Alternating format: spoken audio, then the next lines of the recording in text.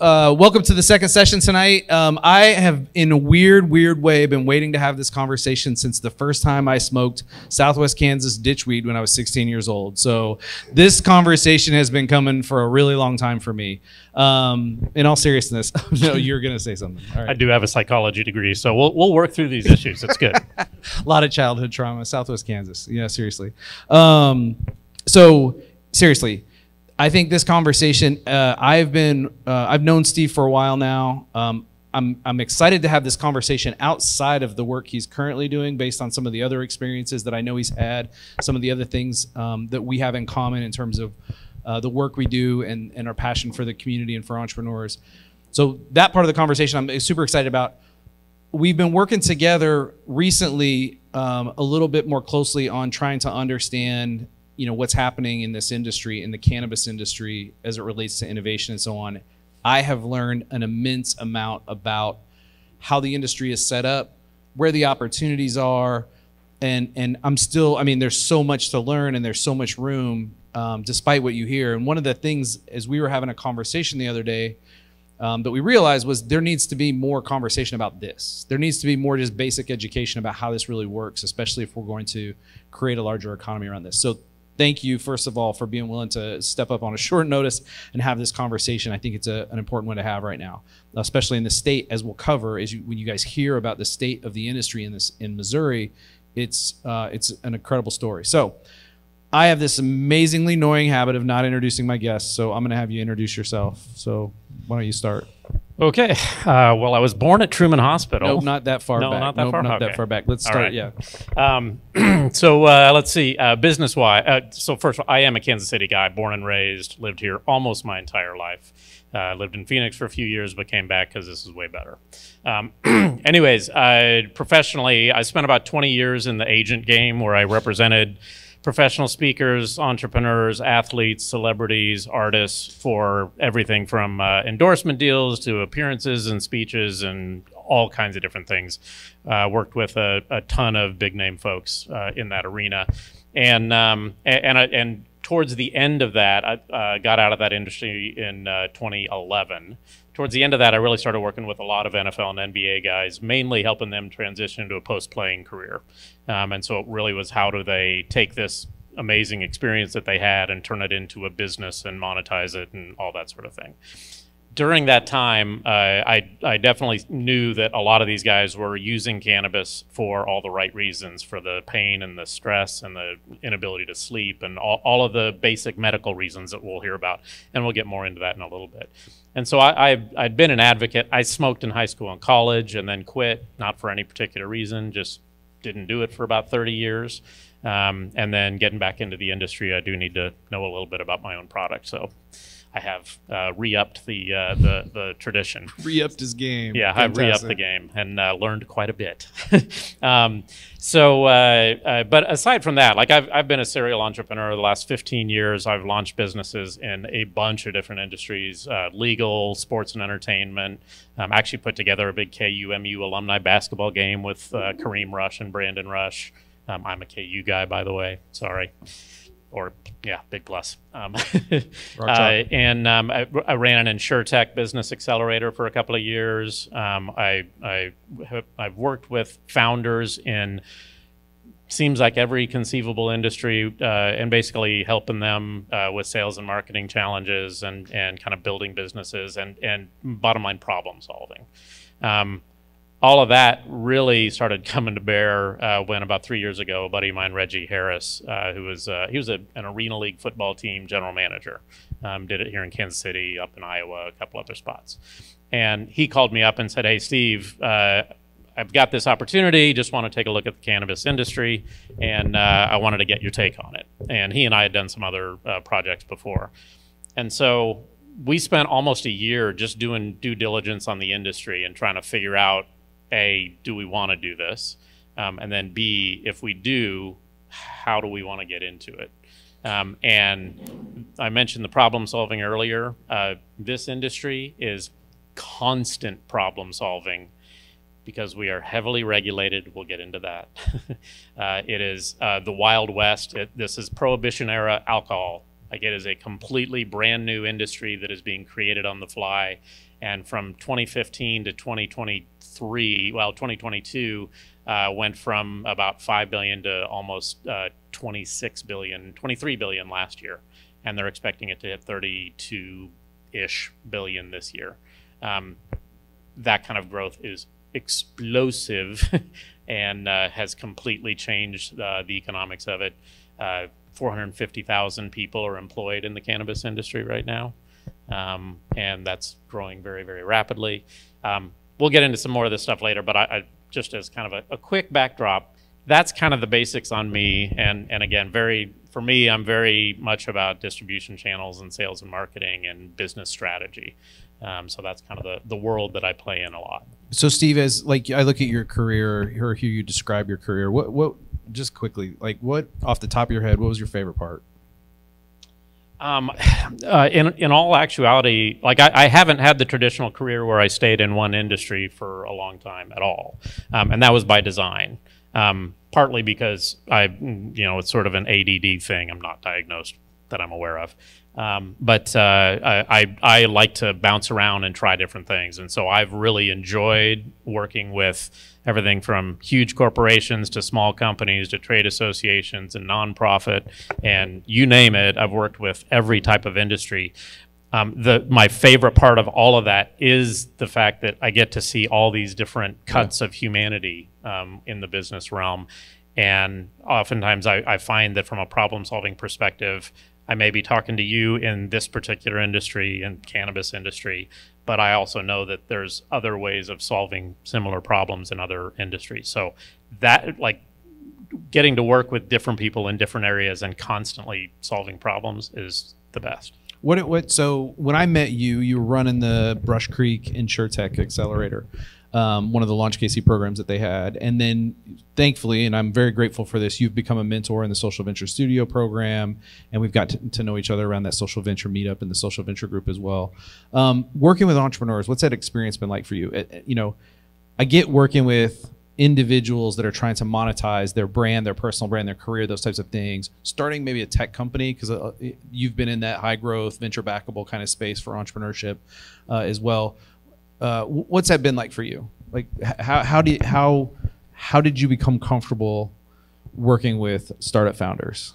Well, I mentioned I have a psychology degree, so that's a good that's place a big to plus. start. Yeah. Because we're all crazy. There's a little bit of that. Fantastic. It's for me, human connection is about that spark, and we all meet people that we're just like, oh man, I'm really drawn to that person because there's a connection there. Entrepreneurs have that crazy that I equate it. It's very similar. So I've jumped out of airplanes a few times. Haven't done it in a while. But that rush, like, has anybody here jumped? Okay, a couple of you. So that experience is one that defies language.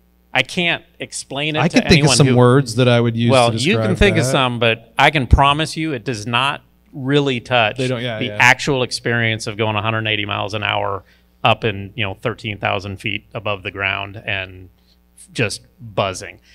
It's an experience that now with you two guys, I can walk up to you and look you in the eye, and we just know what that is. It's very similar with an entrepreneur. The entrepreneurs, like you really, for me, I really spark to people who are truly the entrepreneur, who get it, who aren't just simply a product person or aren't just simply, an engineer or a marketer or a salesperson or whatever. When there's someone who is really sitting here going, okay, I need to build a system and create a structure that's going to be scalable, that's going to allow me to solve customer problems, that's really going to enable me to grow a big business. There is a buzz around that is amazing, and I love it when I find it. So I want to get into the cannabis piece of this thing. So I guess the setup there and the point that I wanted to make is the experience in working with entrepreneurs and recognizing what entrepreneurs go through and so on. And I think that is kind of the next chapter of where we're headed in this thing.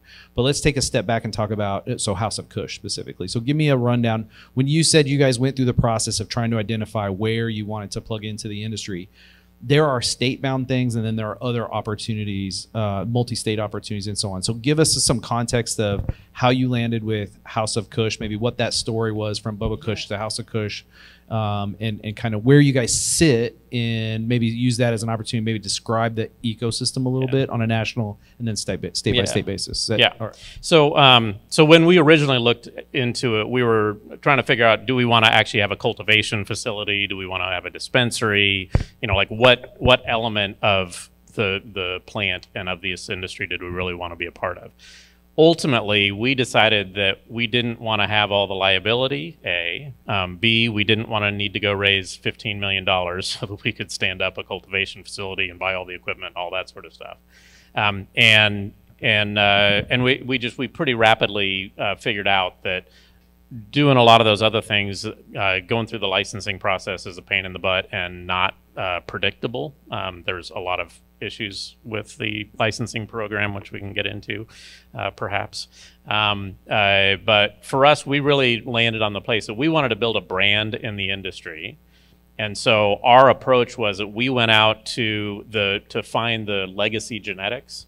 And I mean, like, I wanted to talk to the guys that actually popped the seeds that grew the specific, you know, Bubba Kush strain, the OG Kush, Maui Wowie, like some of these legacy strains that I remember from when I was in high school and college, and that are, the names are very, very popular. But I will tell you, 95% of the products on the market today that bear those names are not the actual plant. It's a multi-hybridized plant that bears very little similarity to the actual plant from what it was. So we took a look at that, and so basically our model became really simple. We essentially acquired these genetics, and then we did licensing deals with cultivators or with vertically integrated operators in different states. Probably the most important part about this industry is that this is not a national market. It is a state-by-state market. So, you know, product cannot travel across state lines. So if you're going to do business in California, you're going to grow product in California. Any product must be grown in that state. And so if you think about that from a supply chain perspective, that creates a lot of challenges. And it means that we had to do licensing deals in every single state that we wanted to be in. So we originally started in California, did a deal with Harborside, which is one of the larger companies out there. They had 6 acres of grow houses, and we actually came out, we're the #1 selling eighth in their stores. And our first strain took 6th place in the Emerald Cup, which is kind of like the Oscars of California weed. So kind of a big deal. When is that show on? I would like to watch that. Yeah, no, perhaps. it's not televised. Not televised yet? Yeah, it's not. We'll talk about that in a minute. But yeah, it's a pretty cool thing. So we had this great experience in California, but the California market is horrible for multiple reasons. The taxation is crazy. The 280E taxes, if you've heard of any of these, like you can't write off any business expenses if you're in cannabis, for example. That's just one of many reasons why we didn't want to be involved with operating a dispensary or a grow house, because like it's really expensive. The licensing is expensive, the equipment's expensive, and then you turn around and the taxes are going to kill you, and so it's very difficult to really make a good living. Is that just purely because, and I don't know if you know the answer to this or not, but it seems to me that would be purely because they know the stigma associated with this, the revenue opportunity associated with this. I understand maybe not being able to write off mileage. That seems to make sense to me, but everything else, it seems like you should be able to write off like another business. Yeah, so the politicians, God bless them,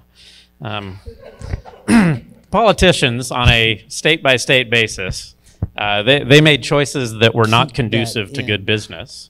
And they made choices specifically, they essentially said, okay, we're going to make it legal in our state, but we are going to tax the living daylights out of you, and we're going to tax you so hard that it's going to be really difficult for you to stay in business. And it's because of this, they know it's an explosive revenue opportunity. Yes. They know market demand is there. Yes. So like they can do kind of whatever they want. Yeah, and because everybody wanted it to be legal, like everyone was clamoring for it. But the programs, there are, again, I talk about problem solving a lot.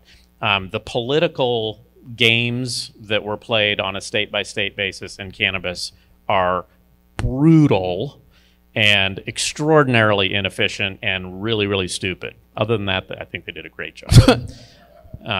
Sorry. I want to talk about that for a second. So this idea that it was state by state, and that there is no federal oversight and or interstate commerce or any of those types of elements to this thing has created some very interesting dynamics state by state. It's not like a state rolls this out and it's like, it works just like it did in this state over here. Right. So talk to me about how the states, like, let's use Missouri as the example. What types of licenses did they hand out, and how do they structure the industry, and how do they control the industry in this state? Yeah. And then let's talk about some of the states maybe around us that maybe do it different, and what the implications of that has been. Yeah. So Missouri was one of the later states in passing it medically, and then obviously rec back in February.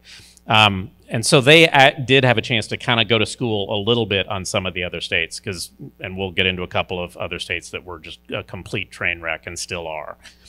So Missouri did what they call a limited license game, where they weren't just saying, hey, anyone who wants a license can have a license and go for it. I'll explain the problems with that in a minute. What they did is they said, look, we're going to do, I think it was 192 licenses for cultivation. Or I'm sorry, for dispensaries. They did, I think, 60 licenses for cultivators. And then you've also got licenses for, if you want to do an event that has cannabis at it, you need to have an event license. If you want to deliver the product, you need to have a delivery license. So there's all these other different elements of the industry that you have to be licensed in order to do it in a legal state.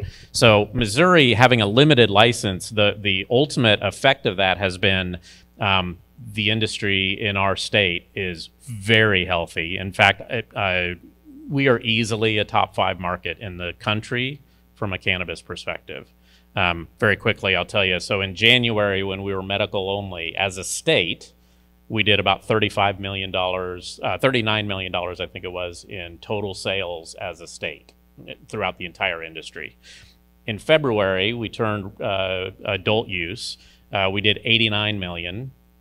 In March, we did 102 million. In April, we did 126 million. And we basically stayed at that level. We are doubling California's sales. We more than doubled Illinois' sales. We have done, and so like when you take a look at the national landscape, Missouri is actually one of the best in the country. And the way they set it up, they're not immediately turning around and saying, hey, let's do another 500 licenses so we can make all this money, which is awesome because the people who are in the industry now can grow their businesses and build a brand and really turn them into something, as opposed to immediately being watered down by having all these other licenses. So let's talk about Oklahoma. Yeah. Let's use Oklahoma as the contrast to this, because it sounds like things in Oklahoma went much differently, and the story there is much different right now. So give me a little, like, compare and contrast what you just talked about with Missouri, which I know and want to acknowledge right now there were a lot of issues with the licensing process, and we're going to talk about that in a minute. I don't want to act like they did everything perfectly. They didn't. But in terms of controlling the growth and allowing it to thrive, compared to what Missouri did to what Oklahoma did. So Oklahoma basically took the opposite approach and said, if you want a license, you can have a license. $2,500 and you can have a license, and just go to town, buy as many as you want of whatever types that you want. They did that 6 years ago, 5 years ago, somewhere in there.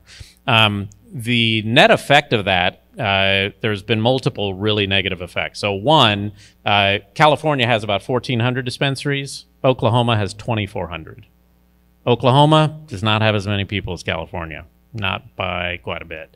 So what happened is you literally had dispensaries on every corner. And so now fast forward a few years, now we're several years into it, nobody can make any money in Oklahoma. They're all dying on the vine because weed's going for $300 a pound.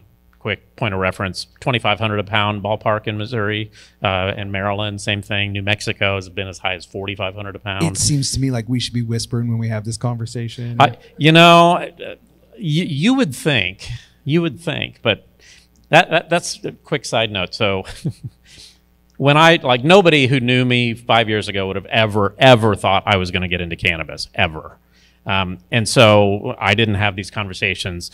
And then I got into the industry, and now everyone tells me how they smoke weed on the weekends or they do gummies at night. Like, I hear from everybody, and I know most of you all smoke. Like, yeah, go hang out at Greenlight down in Martin City if you ever want to see the demographic of the people who didn't admit it for a really long time. That's fun to watch. That's one of the beautiful. You walk into any dispensary, you will see every bit of America in there. It's old, young, black, white, gay, straight. It doesn't matter. It's all there. So I want to take a little tangent now because I think this is one of the biggest issues that we have, which is the stigma associated to this. Yeah. Right? Like not understanding what this is or still believing in kind of old history. So let's talk about the history a little bit because I know you've had to study this as you've come into House of Kush and the work that you're doing right now. So where did this all go wrong? Yeah. So, yeah, you guys will, I'm sure, love this story. So back in the 1920s, the first U.S. drug czar was a guy named, I think it was David Anslinger. And he was, as much of our country was, quite the racist dude. This is not a surprise. And he basically noticed that an awful lot of black and brown people were smoking this plant, and he wanted to weaponize that and turn that into a reason to lock people up who didn't look like him. So that's what he did. Quick show of hands, anybody heard the term reefer madness? Okay. Actually, it's a movie, not a. I mean, we can specifically. It's a reference to a movie, right? But reefer madness as a term was invented by Anslinger. He created it not on data or science or research, because he wanted to scare basically white America into thinking that all these black and brown people who are smoking it, they're going to turn evil, and we gotta lock them up. So that was where this all began, and so. This has been a medicinal plant, by the way, for 5,000 years. I can go off on many tangents on that front, but let's continue in the U.S. So 1920s, that start to move into the 30s and 40s. The war on drugs already began. You know, now you get into the 50s and 60s. The war on drugs is continuing. Vietnam War. You know. No, I want to ask. So Reefer Madness, though. Yeah. That was actually show of hands. Who's seen Reefer Madness? Oh my gosh. Yeah. Find it on the internet and watch Reefer Madness. Yeah. Just for its entertainment value. Yeah. It's all BS. 20s? Yeah, somewhere. Right around that when it first came out. So there was a like propaganda film that was made called Reefer Madness. And when you watch it, it is the most insane thing. I mean, it's just an insane thing to watch and to understand. It was very influential to people at the time, right? Yeah. Watching that movie, I wouldn't even call it documentary. Yeah, no. But that was the start of the propaganda war. Yeah, and they positioned it as a documentary. So it really was like, that was the beginning. So now you kind of fast forward through Lyndon Johnson and Richard Nixon, which to call those guys racist, there's nothing new. Like, I'm not being controversial when I say that. It was well known that they were not fans of people who have dark skin. So that was kind of going on. And then you move into Reagan really accelerating the war on drugs. So what happened with the war on drugs, as many of us are well aware, is it decimated the poor communities, the black and brown communities especially. And it decimated them because now people were getting locked up for having a dime bag and they were going to jail for 8 years. Well, that's a great way to destroy families, which is a great way to destroy communities. And so that as a process continued, and the war on drugs has been extraordinarily. I'm not a fan of government at all, but the war on drugs was an extraordinarily efficient and effective use of what the government intended it to do, which was to destroy black and brown families. So you take a look at this history. It's like this is your brain on drugs. Marijuana is a gateway drug. There is no research that marijuana is a gateway drug. I don't know if anyone's aware of that. None. Zero. Zip de nada. It wasn't like, if I try weed, then I'm going to immediately go into coke and heroin. It doesn't work that way. There's no research on that. So this whole culture that had been created then led to, and the fact that it was illegal led to kind of this stigma that, we shouldn't talk about, this stigma that, even the health benefits. Yeah. So when did medical start to push through that door, and what was the catalyst for that? Yeah, that's an interesting one. So I think one of the big catalysts actually was more on the CBD side with Rick Simpson oil, if anyone ever heard of RSO, specifically helping kids with epilepsy. So that kind of hit big at Charlotte's Web, just throwing out some brands and that sort of thing. When that hit, that really started to change the game a little bit. When we also started seeing the research that was coming out that was showing almost 90% of Americans of voting age believe that cannabis should be legal in some form. When you start seeing numbers like that, and obviously California and Colorado hit, and now we've got 15 plus years of data where everyone was like, oh man, if it goes legal, crime's going to soar. Well, what they discover is that when a dispensary goes into your neighborhood, crime goes down. Let me say that again. When a dispensary goes into your neighborhood, crime actually goes down. Now, why is that? Because consumers don't need to go break a law to find weed. They can actually go get something that's legal. And then the people who are selling things illegally have less of a market. So they wind up leaving the area. So, and there's been some pretty extensive studies done on that front, especially out in California, where they are concerned about those things, obviously. So we've got this negative stigma that's been created. We've got this state ecosystem that's been developed. And I think one of the things I found fascinating that I did not really comprehend, it makes total sense, was the state structures are limited within the states. Yeah. So everything. So growers can't, there's not some big super farm in California that's shipping weed all over the country and making all the money. The money from the industry is confined within the borders of each state. Yeah. What are the implications of that, especially if we think about the future where this will become legal on a federal level? I mean, it's already been, we're down the path. Depends on the administration. We all know those things, but at some point in time, it's inevitable this becomes legal on the federal level. And when that happens, what happens? Yeah. So I am very much in the camp. I don't want it to go federally legal for a while, mainly because all these companies that are in business today in this industry, if it went legal tomorrow, we know exactly who would come in and sweep everybody out. Big pharma, large corporations, people with massive money. They would come in and corporatize it wildly, I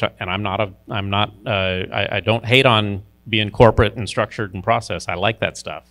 But we also know that one of the other things, so the reason that the pharmaceutical industry is so interested in this industry is, one, they've done about $7 billion of research on cannabis. This is not wildly known out there. But two, in the states where cannabis has been legalized, pharmaceutical use is down 20 to 25% on average. Now, in my book, that's a huge win for us from a health perspective as humans in multiple different levels. Not saying that there is no place for pharmaceuticals, because there is, but we've overdone it.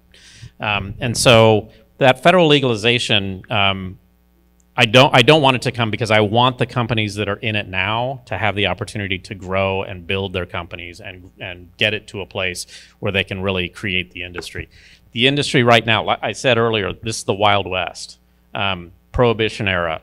We don't know exactly where it's going, but we actually have the opportunity right now to create the future of cannabis as an industry, which is exciting as hell, because you can't do that in pretty much any other industry. We get to decide where it's going in the next 5, 10, 15 years. So Steve, I think that's the point of the conversation tonight, is to talk about where those opportunities are. And so I don't know, how many of you guys saw the MCC announcement this week of the courses that cannabis courses that they're offering? Yeah. So for those of you that didn't see it, MCC announced this week that they partnered with a company out of California called Green Flower, who has partnered with, I think, 16 community colleges around the country, 24-year institutions, to launch cannabis-related workforce development programs. So MCC has launched 3 courses, $750 each, self-paced, self-taught. The first one is to be a cultivation specialist, so to understand the growing of the plant and the types of things going into the farming aspect of it. The second one was a retail specialist, So you can actually go get a certificate as a bud tender. I think that's kind of cool. It's like, going to bartending school. All right. And then the third one was an extraction and a product development specialist. So the opportunity to actually learn how to extract value from the plant, what to turn that into, and so on. $750 self-taught, right? This industry is exploding. I think these opportunities, we have to stop thinking about it as just who owns the dispensaries, who owns the farms, and who's doing the product, the manufacturing piece of this, where the kind of licenses were passed out. There's this huge industry around this and these workforce opportunities that we have to pay attention to, right? So Steve, talk to me a little bit about why innovation is hard, though. So we were approached about an opportunity to create entrepreneurial programming to help grow the industry, and in particular, the inclusive nature. They've missed the mark in terms of equity based on the history and based on what they were trying to do. Why is that a challenge? Why can't entrepreneurs just kick up and start their own businesses in this space right now? Well, it's a licensing game first and foremost. So you have to get a license. If you can't get a license, then it doesn't really matter. You can want to be in the industry all you want, but if you're unlicensed, then you're stuck in the illegal market. That's not going to change anytime soon. Even with federal legalization, I don't think it'll change. So I think we have a lot of time before we can address that. But yeah, so first and foremost, that's a massive barrier to entry. And are they opening up new licenses? Do we know what that schedule looks like? Every state's different. Every state. So, whatever you see in our state, don't assume it's the same in any other state, because every state has their own process, and every state's had, Illinois, shock of shocks, there's been all kinds of corruption charges levied against the Cannabis Licensing Board. I know, I'm stunned too. But those kinds of things are all of it. So you basically have to decide, where would you want to be in, what state do you want to be in this industry?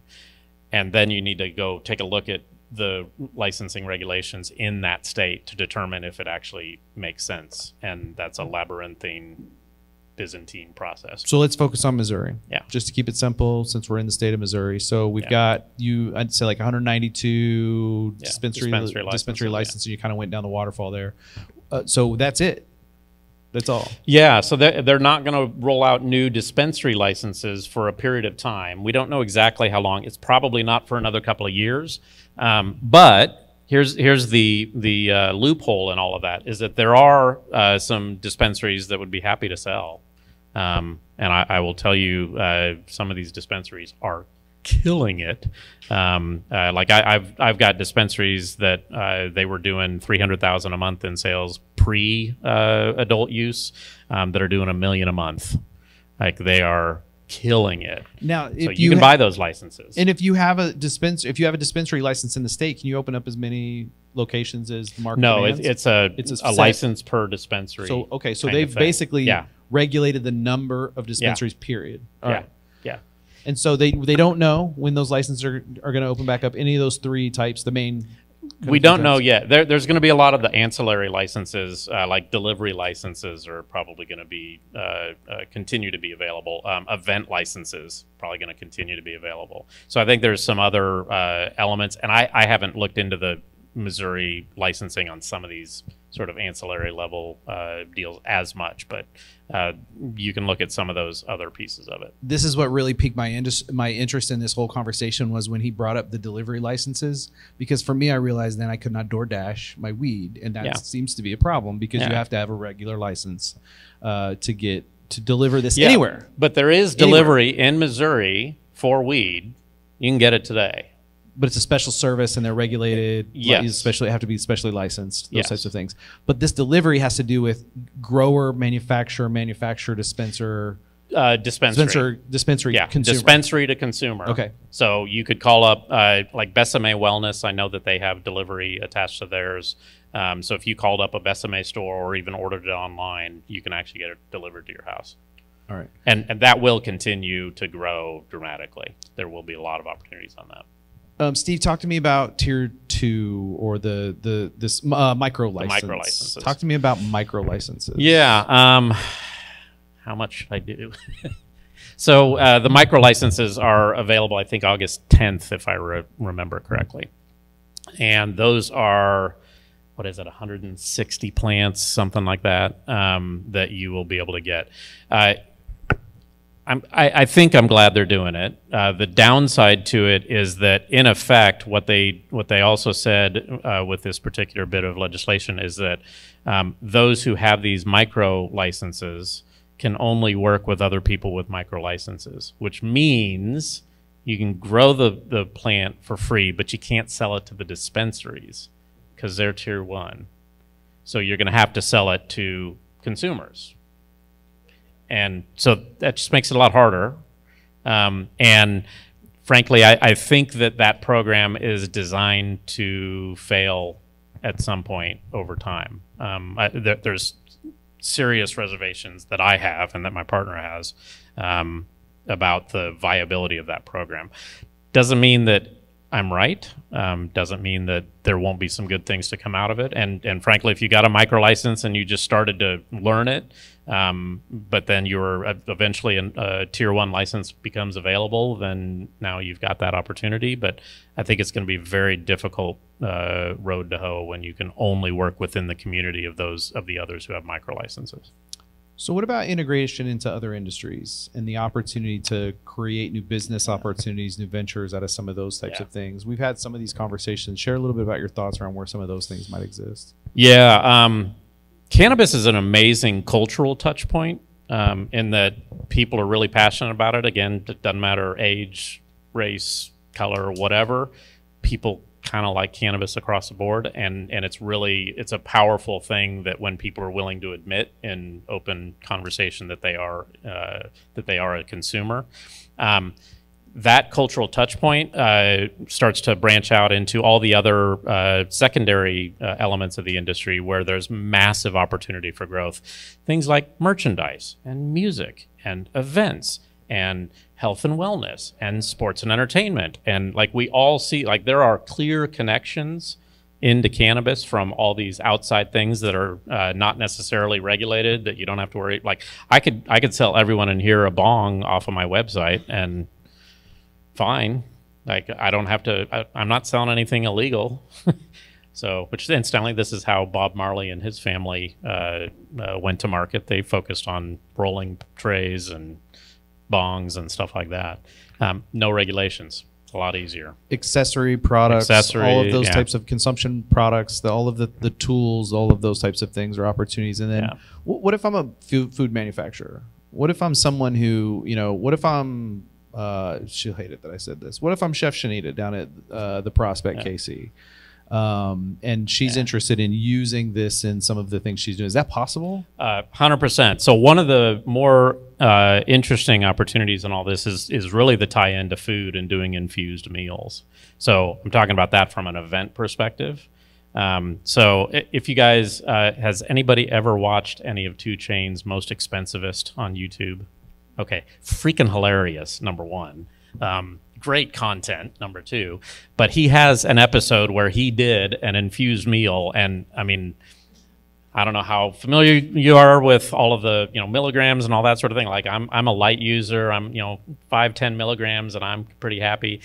These guys are dropping 50 milligram chicken wings and 100 milligram drinks and just pounding it down, and I'm like, whoa, that'd be way too much. But the reality is, infused foods are coming. And so absolutely, Chef Shanita and anyone else could do these things and create some really great foods that have a different kind of kick to them. Which actually, real quick, so let me tell one side story. So part of my passion for cannabis. So I have a now 18-year-old son who, when he was 2, was diagnosed with a rare immune system disease. Basically was put on a feeding tube at 3 and literally did not eat any food for about 3 years. So he had a formula-based diet, hooked him up to a tube overnight, all of that kind of stuff. Tons of complications, surgeries, hospital visits. We did all of that for 12 years. It was brutal. He dealt with really massive pain on a daily basis. And we did every pharmaceutical you can imagine. I've done every, guided meditations and hypnosis and visualization and breathing techniques. And like, I've done it all, every bit of it. And we always were, we use a 10-point scale at our house. And so what's your pain at? And so the goal was always, if you're at a 7, can we get you to a 6, maybe to a 5? And that was always the best that we could ever do. And so we tried everything. About a year and a half ago, he was having a rough day. He was at about a 7, and I gave him a gummy. And 30 minutes later, he went from a 7 to a 3. That was unprecedented in my house. And I can tell you, literally, we've tried everything. We never saw those kinds of results. And so the effects of food, and this is my kid who, interestingly enough, he's actually one of the chefs at the Savoy. He's totally gotten into the culinary program. He was a chef at Q39. He took his cooking team to Kansas State, and they won the Kansas State competition, went national, and they took 5th place nationally. And now he's a pantry chef at 21C Hotels and the Savoy, which is an amazing restaurant if you ever get there. So this kid he's working with food and infusing it with cannabis. And so we've tried everything with basic, brownies and other stuff like that, but you can do it in anything. So the infused food as a medicine, and I do want to hit on the changing the narrative in the medical part of it. That's where I wanted to go next. Absolutely. The infused food is a really interesting and intriguing part of this. It's always going to come down to dosage. There's lots of conversations around that. But the medical benefits of this plant, I mean, Again, I have these conversations, these hidden conversations that people share with me that they don't share with everybody else about their own cannabis use. I have them all the time. And it's always, I am having trouble sleep. I've got pain. I'm dealing with chronic this, with chronic that, stress and anxiety, all these different things. And I hear over and over and over and over again how much it helps. Additionally, what I will tell you in terms of where this industry is going, this product is going to be in a place, and it might be 8 or 10 years down the road, where we will be able to walk into a store and I'll say, I need that pill of cannabinoid terpene profile in order to deal with pain, and I'm going to take this tincture for sleep, and I'm going to do this for that, and we're going to be able to knock all that out. I personally have a massive research database that was shared with me where this guy went out and basically broke down anywhere from 300 to 1,000 research studies on individual strains, more than 250 different individual strains with 300 to 1,000 research studies on that strain. And I am telling you, what we are going to find out is that individual strains, the benefits for MS, and like I think we probably all have heard about the benefits for cancer, the benefits for diabetes, the benefits for, like, you name it, it's coming, and the benefits of this plant are remarkable. And last thing I'll note on this, they even did a little bit of a study with the people who we would refer to as stoners. 70% of them were actually using cannabis for medical reasons. They just didn't talk about it that way. So yeah, they were going out there and smoking is because they couldn't sleep, or because they were dealing with pain, or the stress and anxiety was getting to them. So they were using cannabis for medical reasons. And I mentioned earlier, 5,000 years, this plant has been used for medical reasons. Here in the U.S., over the last 100, this is the first time it was ever considered criminal or a drug. That's a narrative issue. So we definitely have some stigma work that we need to do there. And one of the things that you and I have talked about that I think is important is when you talk about people who, the stoners who were, the research that was done to identify why they might be using the plant, why they might be using the drug, performance is also like a health issue, like anxiety, being able to do some of those types of things. But more importantly than that, that kind of leads down the path of mental health. So we have this mental health crisis, we have this opioid crisis, and all of these things. These fit into that part of the narrative as well. Very, very much so. So there's been, I've seen some bits of research coming out of the pandemic. I mean, pandemic was a brutal time for everybody from a mental health perspective. Like, that was really, really challenging to be isolated from people. Like, we need each other. There's been some research that has suggested that cannabis was the thing that saved who knows how many people from committing suicide, because it enabled them to reduce the stress and reduce the anxiety and kind of, okay, I can make it. I can make it through another day. This plant, although some people will argue with me, and I'm happy to have a conversation with any doctors about this plant creates so many medical benefits with almost no real negative effects. And I'm not trying to be hyperbolic about that. People don't die of overdoses of cannabis. They just go to sleep and they'll wake up. It might be 18, 20 hours later, but they will wake up like they're going to be all right. So can you overuse cannabis? Yes, absolutely. Can you push it to an extreme where it causes, like, you are still smoking something. Can that hurt your lungs? Yes, it can, of course. But the medical benefits of this plant are so vast and so tremendous, and the downside is so minimal and so limited to really extreme circumstances, that we have to pay a lot more attention to how this is going to help us, because this will help our entire community, our city, our state, our country dramatically going forward. Steve, do you know how big the alcohol industry is in the United States? I'm not sure, but cannabis just surpassed it. I was going to ask. Yeah. Wow. For the first time ever, cannabis, because like I said, did 23, 25 billion, whatever it was, last year, and we'll do 30-something billion. So, yeah. And alcohol, by the way, and I don't mind having a drink from time to time, but alcohol doesn't really have any redeeming qualities to it. Like, there's nothing good for you health-wise. I agree with that 100%, but all right.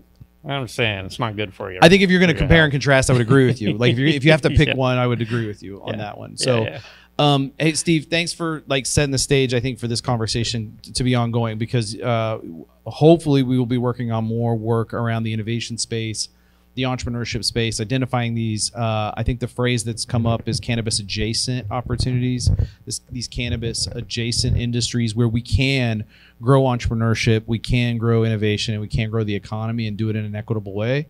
So appreciate you being here to start the conversation, give us a little bit of background on that.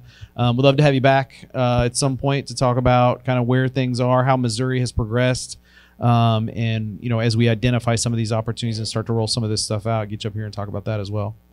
You bet.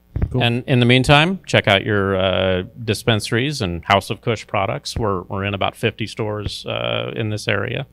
And we're also in Maryland and Michigan, about to launch Arizona, New Mexico, and Ohio. We do have LL Cool J exclusively for THC and CBD products, so we're doing stuff. So you'll see us around. Awesome. Thanks, Steve. Appreciate it. Yep. Thanks.